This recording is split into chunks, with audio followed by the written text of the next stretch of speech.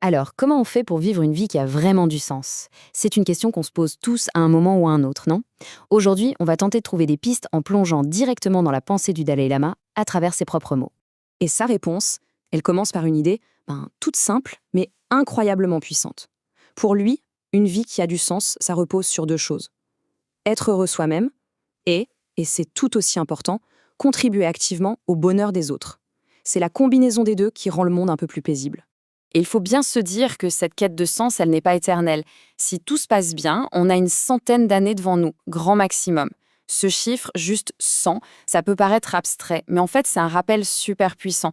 Notre temps est compté. La question, c'est qu'est-ce qu'on en fait? Bon, si la recette a l'air si simple, qu'est-ce qui nous complique la tâche? Qu'est-ce qui nous met des bâtons dans les roues? Eh bien, selon le Dalai Lama, un des plus gros obstacles, c'est une idée très ancrée, surtout dans nos sociétés, le fameux mythe du succès. Vous savez, c'est cette petite musique qu'on entend partout. Le succès, c'est une équation toute simple. Plus de biens matériels, plus d'argent, plus de célébrité, et ben ça égale plus de bonheur. C'est un peu le chemin qu'on nous vend comme étant la voie royale vers l'épanouissement. Et cette idée, elle est tellement partout qu'on finit par ne même plus la remettre en question. Mais c'est justement là que le Dalai Lama appuie sur pause et pose la question essentielle. Est-ce que cette course à l'accumulation, est-ce que ça mène vraiment, au fond, au bonheur? Et pour y répondre, il ne sort pas une grande théorie philosophique, non.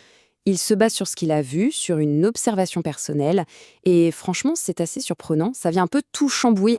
Ce qu'il a remarqué en fait en fréquentant des gens très riches, très puissants, que ce soit en Europe, en Amérique ou au Japon, c'est un paradoxe assez dingue.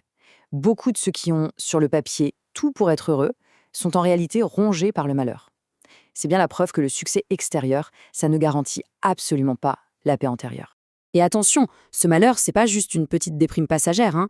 Il le décrit avec des mots très précis. Une solitude écrasante, une méfiance permanente envers tout le monde, des doutes qui paralysent et une anxiété qui est là tout le temps. On est très loin de la tranquillité d'esprit.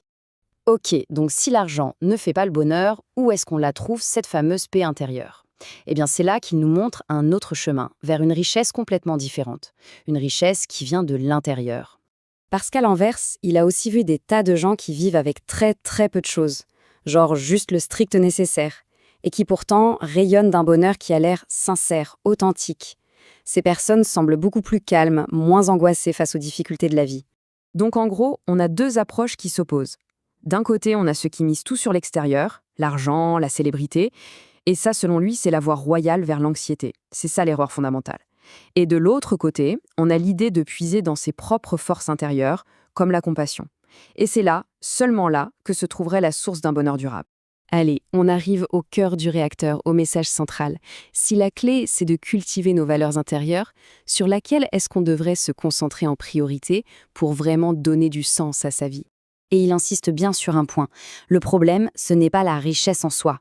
Non, le vrai souci, c'est quand on la laisse tout envahir, au point d'en oublier complètement ce qui compte vraiment. L'erreur, c'est de ne plus prendre le temps de cultiver son jardin intérieur. Alors, c'est quoi cette valeur fondamentale? Eh bien, la voici. Pour le Dalai Lama, il n'y a pas l'ombre d'un doute. C'est la compassion humaine. Pour lui, c'est notre trésor intérieur, la base sur laquelle on peut construire une vie vraiment heureuse et pleine de sens. Et tout ça, finalement, ça nous ramène à une question. Une question pour soi-même, en fait. Dans notre propre course, parfois un peu folle au bonheur, quelle est cette valeur intérieure qu'on a peut-être un peu trop tendance à mettre de côté?